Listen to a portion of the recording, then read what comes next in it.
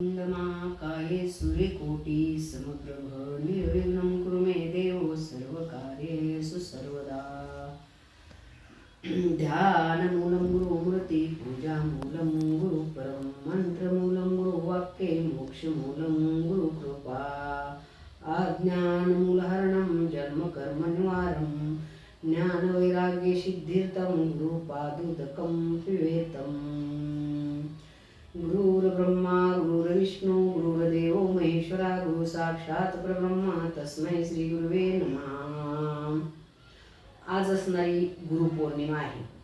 त्या गुरुपौर्णिमेच्या निमित्तानं सद्गुरूला वंदन करूया आपण। आधी सद्गुरू गणेश जे आहेत, शंकर जे आहेत, भगवान शंकर विष्णू परमात्मा आहेत, महर्षी व्यास आहेत आणि सर्व असणारे संत दत्तप्रभू आहेत, स्वामी समर्थ आहेत। सर्व संतांना नमस्कार करून आणि माझे गुरुवरे रामभाऊ महाराज वाघमारे यांना वंदन करून आपण गुरुपौर्णिमेचे 4 शब्द बोलायचे आहेत।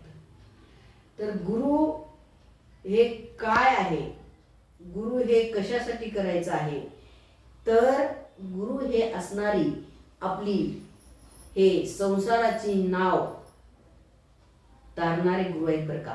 तुम्ही म्हणसाल मग संसाराचे नाव कसं तारतात, तर संसाराचे नाव असं तारतात की ज्याप्रमाणे तुकोबरा एका ठिकाणी सांगतात, तुका म्हणे वत्स धेनुवेचे चित्ती तैसे मज येती सांभाळित। तर एक खेड्यामध्ये असणारी अगोदरच्या काळामध्ये कोटे होते आणि त्याच कोट्यात असणारे एका बाईचं लहान मूल होतं आणि एका गाईचं लहान वासरू होतं।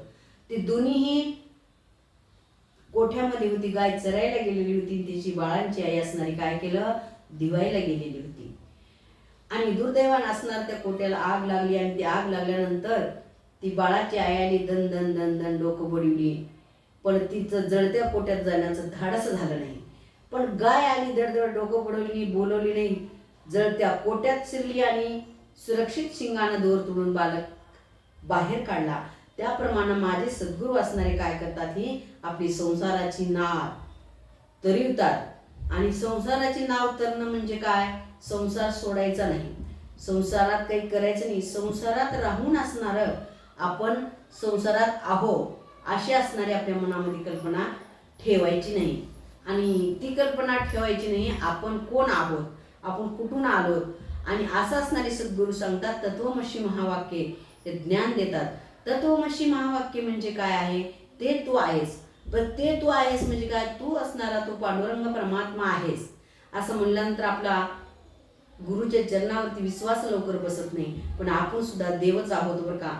देव देव म्हणून येत का फिरशी, निज देव नेणशी मुळी कोण, देवा नाही नाव देवा नाही गाव, देवा नाही ठाव कोठे काही, ज्ञानदेव म्हणे माझा आत्मदेव अखंडित सेवा करा त्याची। अजून एका ठिकाणी माऊली म्हणतात, निर्जीव दगडाची काय करशील सेवा, ते तुझं काय देईल गोहारा, अष्टदशे तीर्थ जयाच्या चरणी तोय तुझ्या हृदयी चक्रपाणी। आपल्या हृदयामध्ये असणारा परमात्मा ही ओळखण्याचं ज्ञान कोण देतं, तर सद्गुरू देतात। आणि सद्गुरू ज्ञान देतात आणि तो देव पाहण्याचा मार्ग सांगतात। तत्वमसी महावाक्याच्या द्वारे आपणाला चालत असताना पुढे असणारा आपणाला प्रबोध आहे बरं का। आणि त्या प्रबोधाच्या द्वारे जात असताना निजबोध आहे, निजबोधाच्या वाटे जात असताना चंद्रबोध आहे। ही 4 बोध आपल्याला झाल्यानंतर आपण सुद्धा गुरु होऊ शकतो।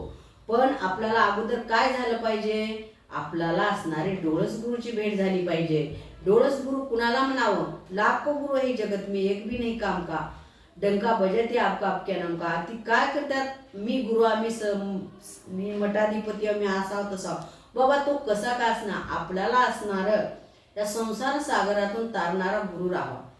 संसार सागरातून तारणारे गुरु कमी झालेले आहेत आणि जास्त ढोंगी जास्त झालेले आहेत। खरे संत कुणाला म्हणावं, आमच्या जनक राजाने असणारी तपासणी केली, गुरु सुद्धा तपासून करावा।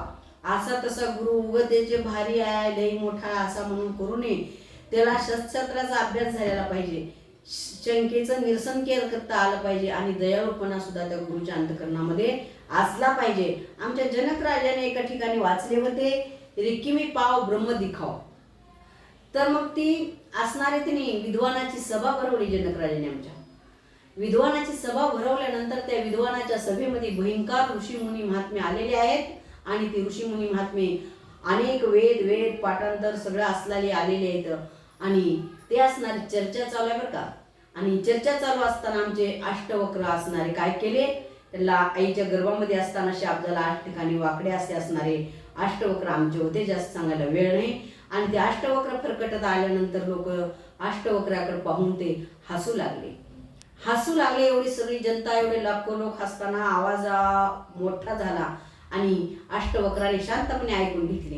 आणि त्यांचं हसणं बंद झाल्यानंतर अष्टवक्र हसायला चालू केले. आणि हसत असताना ती विद्वान लोक विचारू लागले, बाबा तू का हसतो रे, तू वाकडा म्हणून आम्ही तुला हसलो, तू का हसतोस. त्यांनी सांगितले, तुम्ही माझ्या शरीराकडे लक्ष देऊ नका. हे शरीर कुणाचं काळा असेल, कुणाचं गोरा असेल, कुणाचं कसं असेल, ही पंचमहाभूताचा देह आहे. पण या शरीरामध्ये काय ज्ञान आहे. तुम्ही असणारे तत्वज्ञानी नाही, आत्मज्ञानी नाही, असं अष्टवक्राने स्पष्टपणे बोललेले आहेत की बाबा तुम्ही कोणीही नाही. कारण का, तुम्ही चांभार आहात. कारण तुम्ही ह्या पंचभूताच्या देहाची वर्णन करून हसतात, म्हणजे तुम्ही ब्रह्म स्वरूपाला पोहोचलेले वक्ते नाहीत असं असणारा अष्टवक्राने बोललेला आहे. आणि अष्टवक्राने बोलल्यानंतर जनक राजाला प्रश्न विचारले अष्टवक्राने, बाबा तुझा प्रश्न काय आहे. तो जनक राजा बोलू लागले की बाबा म्हणले रिकिमी पाव ब्रह्म दिखाव. तर रिकिमी पाव ब्रह्म दिखाव म्हणल्यानंतर जनक राजाला सांगितले अष्टवक्रानं, तू एवढंच वाचलंयस, पुढची ओळ वाचलेली नाही. तर पुढची ओळ अशी आहे म्हणले, त्या ग्रंथामध्ये त्याची पात्रता असली पाहिजे. पात्रता असल्याशिवाय आत्मानुभव येऊ शकत नाही. अनेक जन्माचे पाप असलं तर अनुभव येऊ शकत नाही. आणि तुझी पात्रता राजा, चल तुला मी रिकिमी पाव ब्रह्म दाखवतो. म्हणल्यानंतर त्या अष्टवक्रानं छडी हाणल्या. जनक राजाची अशी अवस्था झाली की ब्रह्मानंदी लागले टाळे कोण देहाशी संभाळी, अशी असणारी अवस्था आमच्या जनकराजाची झालेली आहे. आणि आमचे जनकराजा 6 महिने असणार एक पाय खाली एक घोड्यावर अशा अवस्थेत 6 महिने थांबलेले आहेत. पण अष्टवक्राला वाटलं की बाबा काय करावं म्हणल्यानंतर त्यांनी म्हणलं ही प्रजा संभाळायच्या जनकराजाला, म्हणून त्यांनी उत्थान केलं जमिनीतून. माता हात उठेविजे, माता हात डोक्यावर ते ठेवून थापटे मारून असणारे जनकराजाला सावध केलं आणि जनकराजाला असणारा संसाराचा मार्ग सांगितला. तर संसारी असूनही नसावे, तर संसारामध्ये राहावं, पण आपण असणार काय करावं, आपल्या भगवंताचं, आपल्या सद्गुरूचं वर्णन करावं. आणि गुरुचं वर्णन माझ्या वाचन मी काय पामर करणार आहे. गुरुचं वर्णन अति गहन आहे. आणि गुरुशिवाय केले उपकार सांगू मी काय, बापण न करी आईशी माय. आपली आई आणि आपले वडील संसार चांगला कर, संसारामध्ये म्हाड्या हवड्या कमी हे ज्ञान देतात. पण माझे गुरु असणारे काय ज्ञान देतात की बाबा पुढे असणारा काय आहे, 184 युनी आहे, ते असणारं तुला फिरायचं आहे. आणि जाताना यमाचे किंकर झाडणार आहेत, मोडणार आहेत. आणि तू काय कर, या मार्गातून सुरक्षित बाहेर निघ. असं असणार. त्या गाईनं जसं शिंगानं दोर काढून बालक बाहेर काढला, त्याप्रमाणे माझे संत, माझे सद्गुरू ह्या प्रकारे असणारे चालवतात. आणि त्यांनी सांगतात बाबा पुढे असणारं फार अवघड आहे. आणि खरोखरच आपण जायच्या टायमाला 3.5 करोड रोमांच आपल्या शरीरावरती आहेत. आणि त्या एक रोमांचाच्या ठिकाणी 100 इंच चावलेल्याची यत्न आपणाला भोगावीच लागणार आहे. मग ती आपणाला ही करण्यानंतर आपणाला ही जनसेल स्टेशन आहे बरं का.